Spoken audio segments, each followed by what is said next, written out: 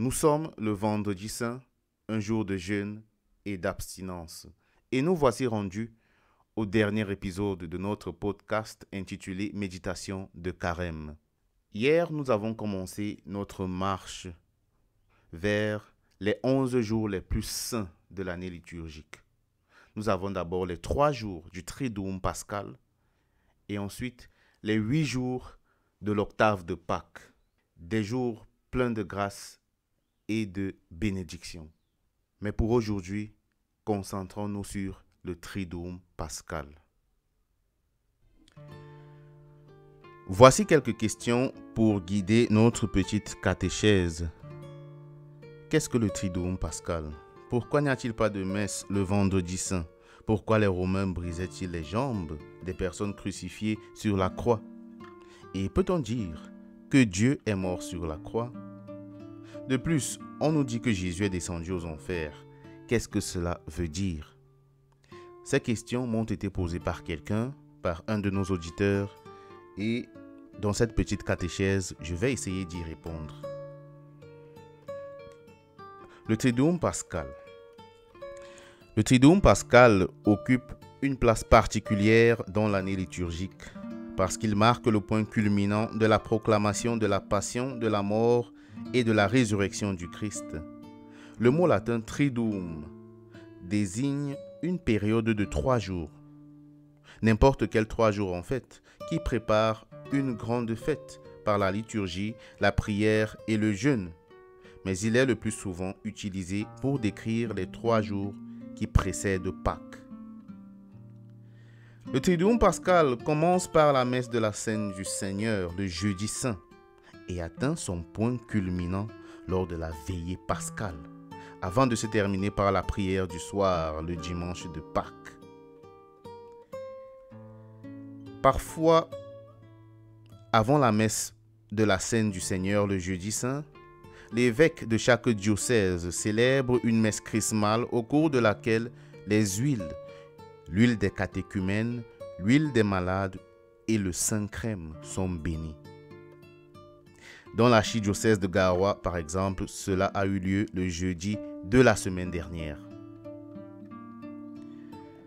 Le soir, lors de la liturgie de la Cène du Seigneur, le jeudi, le prêtre qui agit in persona Christi peut laver les pieds de quelques paroissiens, tels que les catéchumènes qui entreront dans l'église lors de la veillée pascale le samedi saint. Traditionnellement, il s'agit de 12 hommes pour représenter les 12 apôtres. Le jeudi saint est le jour où le Christ a institué le sacerdoce lors de la dernière scène. Comment le savons-nous? Il y a plusieurs raisons. L'Eucharistie, bien sûr. Mais il y a aussi une chose que les gens ne savent pas.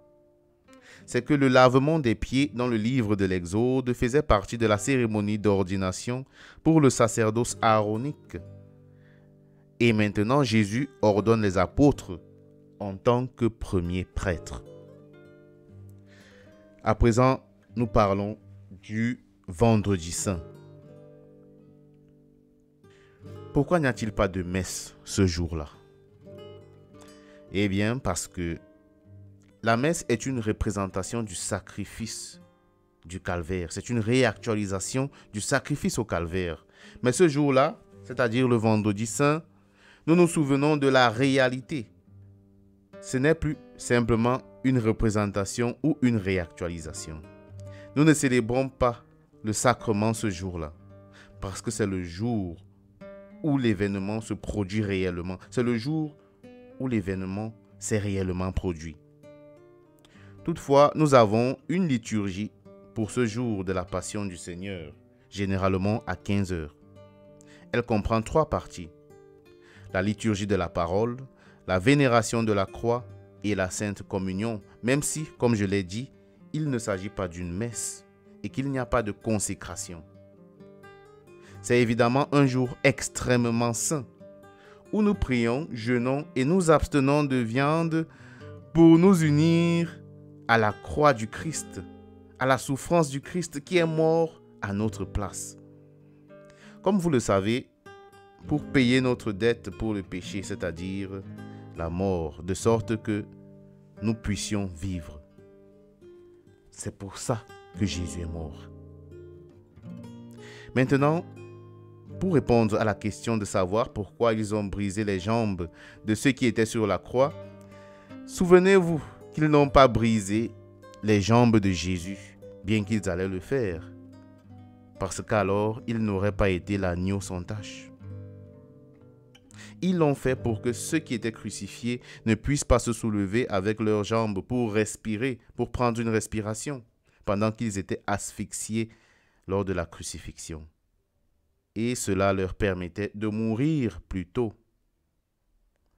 Donc, en un mot, le fait de leur briser les jambes accélérait leur mort.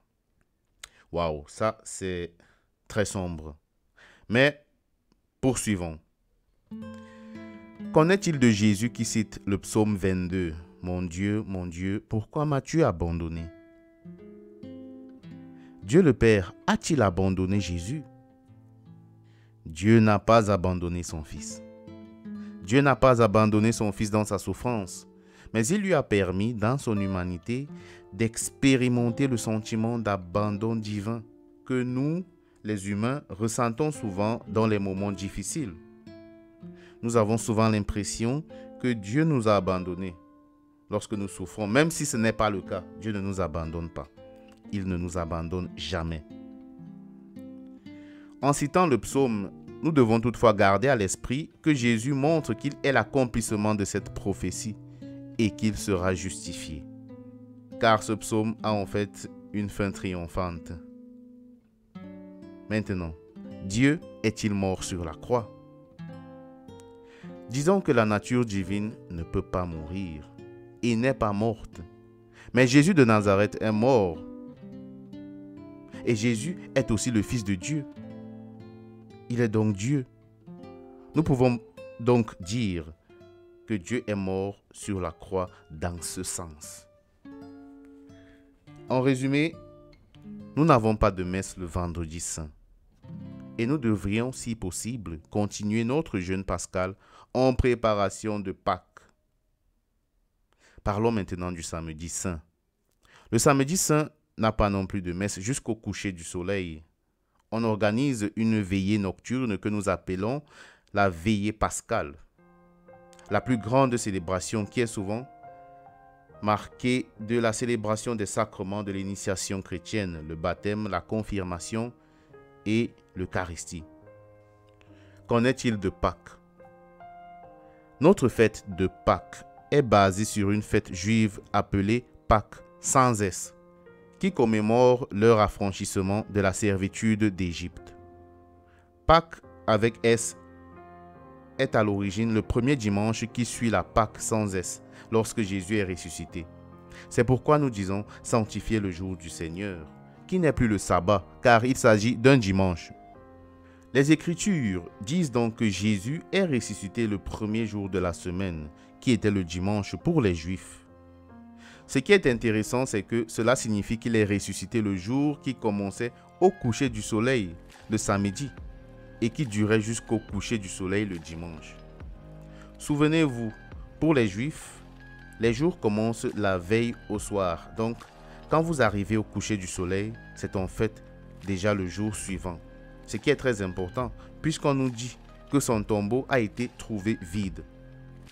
Et nous avons gardé, nous catholiques, nous avons gardé cette tradition, notamment au plan liturgique.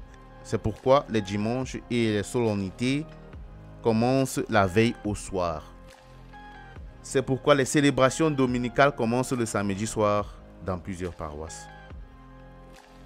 Le tombeau de Jésus a donc été retrouvé vide entre le sabbat et l'aube du premier jour de la semaine. Il a dû se lever quelque part entre le coucher du soleil le samedi et l'aube du dimanche. Donc techniquement, il a peut-être même été ressuscité le samedi soir. Ce qui surprend les gens. Mais cela compte toujours comme un dimanche dans le calendrier juif. Vous l'aurez compris, chaque jour pour les Juifs commençait au coucher du soleil le jour précédent, pas à minuit comme pour nous. Que la résurrection ait eu lieu avant ou après minuit, les Écritures ne le disent pas. C'est pourquoi nous pouvons célébrer la veillée de Pâques le samedi soir.